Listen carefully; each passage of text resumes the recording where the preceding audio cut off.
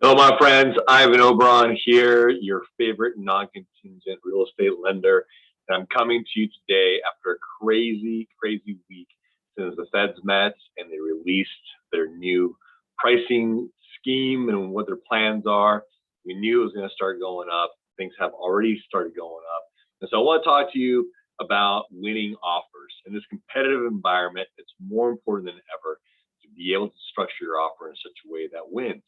And I've been very successful with strategies. I'm going to share some of those things with you. And a couple of things to look out for as a listing agent when you're looking at offers and certain parts of the new RPA. And of course, this is going to be very helpful to you also as a buyer or a buyer's agent. So I'm going to share a little presentation that I did just to help highlight a couple of little things. And we won't spend very much time together because it's going to be direct and to the point. And we're going to find out a way to win. So first, we're going to look at the little section, the new section of the RPA that talks about the different types of qualifications and approvals. And you want to be mindful of how you check boxes or check these boxes as a buyer's agent, and of course, as a seller's agent, you want to be cautious of how you review that stuff. So there's a few different things, right? Like in that previous slide.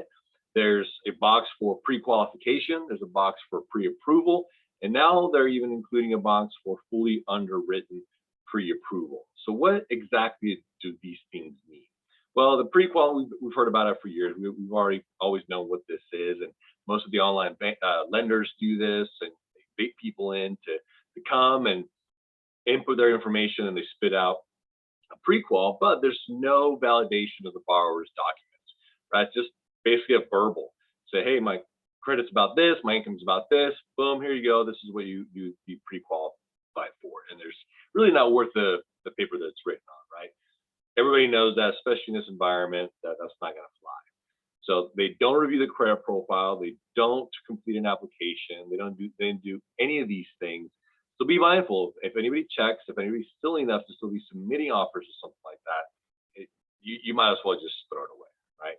The next thing is the pre-approval, and this is the most common still in the industry. And the good thing about a pre-approval is that we do complete a full physical validation of the borrower's documents. Everything is reviewed by me in terms of their credit profile, their liabilities, to really get to that debt to income, right? The fully completed application is also received, not just the documents. So it is definitely better than a pre-qual, right? Pre-qualification, but it's not loan approval. It's still, hey, this looks good, but it still has to go through underwriting. We don't know. Let's hold our breath and make sure the underwriting doesn't find anything new. That sometimes happens. And this is really where most banks and most lenders and most people stop until their offer is accepted, escrow is opened, and now we collect any updated information, and boom, we push the file to processing and to underwriting or the appraisal and all those sorts of things. So that's the typical process. Now, the third checkbox, really, I call it a fully underwritten approval, not a pre-approval. In fact, we call it a full loan commitment on our side, and we provide a full loan commitment letter, not a pre-approval. But here's some of the additional benefits. We pretend like we're an escrow, right? So we go ahead and have complete underwriter review. So we set the entire file that we collected during the pre-approval process immediately into our processing to set out to go into underwriting for the full income, assets, credit, liabilities, complete verification for us to get that initial loan commitment, or we call it conditional loan approval, because now we have the conditions, we wrap up those conditions, and boom, we can make our offers non-contingent because we know that we are fully approved already. The borrower has gathered and provided those conditional approval items, just as if we were an escrow. So it does a lot of things. We do have an option to lock the rate for a long period of time now that we're in this increasing interest rate environment. So once we have that loan submitted, we can lock for 30, 60, 90, 120, up to 180 days, depending on what we think it's going to take us to get a property under contract. And of course, we can strategize whether or not it will make sense to waive the appraisal contingency too. because we're still going to order an appraisal, we're still going to require an appraisal for the file. But since our offer is going to be no loan contingency, if we feel comfortable and we strategize, we talk about the differences of the appraisal coming in. If it doesn't come in, do we have room to bring the difference? Are we willing to do that? And then we can really talk about, hey, okay, I feel comfortable waiving this appraisal contingency too, after a proper strategy call with a real estate agent. I'm always willing to be on those calls and certainly make myself available. Now, here's another thing. We can add a $10,000 close on time guarantee, which sets the offer apart even more, not just a full loan commitment that's already approved, but also a $10,000 close on time guarantee. So that means that if for whatever reason we do anything or we don't perform in such a way that we don't close by the contract date, we're going to pay that seller $10,000. So it's an extra little carrot, kind of a love letter to put on top of your offer with a full loan commitment. And it really helps the offers stand out. I've heard it over and over and over again. Just won an offer this last week doing the same strategy. And here's another benefit. If you have sellers that want to move quickly, because we already have a full loan commitment, fully underwritten file, and an approval, we can move very quickly to close. So if we are dealing with a seller that wants to move fast, or maybe they already moved out, they just want their cash, well, we could strengthen our offer and say, yeah, we can close in 14 days. Now, this is on a conforming loan, 10 to 14 days. Jumbo is still going to be 14 to 20 days, just to be on the conservative side, but we can close very quickly from this point. And the best part is that nobody's stressing an escrow, right? The borrower is just coasting by, just waiting for the appraisal to come in, which in our case, we can typically have come in about 6 to 7 days. So it's very, very fast. So this is by far the best type of approval to be submitting with your offers, because you have the loan commitment, you have the $10,000 close on time guarantee, and you have a non-contingent offer. So your offers do stand out, and we're winning with this strategy all the time. So here's an example of what it looks like. The top up here, that's not that's not part of it.